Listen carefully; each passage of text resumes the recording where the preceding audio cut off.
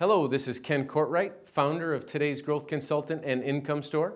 Two companies that own over 200 websites that are seen over 50 million times each year. Our sites are partnered with industry thought leaders, CEOs, authors, and athletes. We are currently under contract splitting revenues of 8 figures, and we are one of the 500 to 600 fastest growing U.S. companies. How many people out there have a family member, relative, close friend, or maybe even yourself that maybe you lost your job or you came into a bunch of money, but you've heard the phrase somewhere close to you, I'm going to start a restaurant. And back in the day, back in years gone by, people that lost their job, became a lot of money, would often say, well, you know what? Let's open a restaurant. Like, owning a restaurant is easy. Well, I'm here to tell you, we have 5 restaurants in our family, and owning a restaurant is anything but easy. So how I'm going to relate this to making money online is pretty simple. We have a consulting practice, and very often people come to us and say, we decided to make money online, like it's easy. So I'm going to make a statement.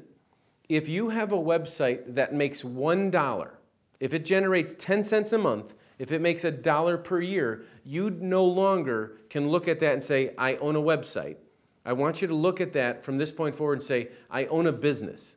If your website makes a penny, you don't own a website, you own a business. So what you need to do about that is look at it as a business, okay? So we all know there are very big companies out there, from Google and Facebook to Sears and JCPenney. These are businesses. What I want everybody to understand is every big business was started by one person with a small idea that turned into a big idea that ended up getting a couple people to help them, and then had a lot of employees, and it became a large corporation. So the point of this is I want to kind of bring the concept of people thinking that making money online is simple, is easy. They kind of take a flippant look or flippant run at it, and they're not willing to roll up their sleeves and do the work. So I want to save people some time, and I can help by asking certain questions about your business, not your website. So here we go.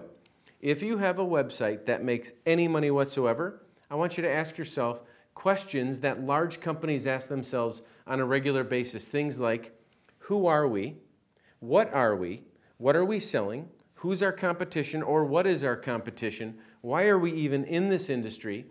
Can our industry sustain, meaning is this industry going to be around for a while? And if you look at your website, I almost dare you to ask these questions. What am I selling?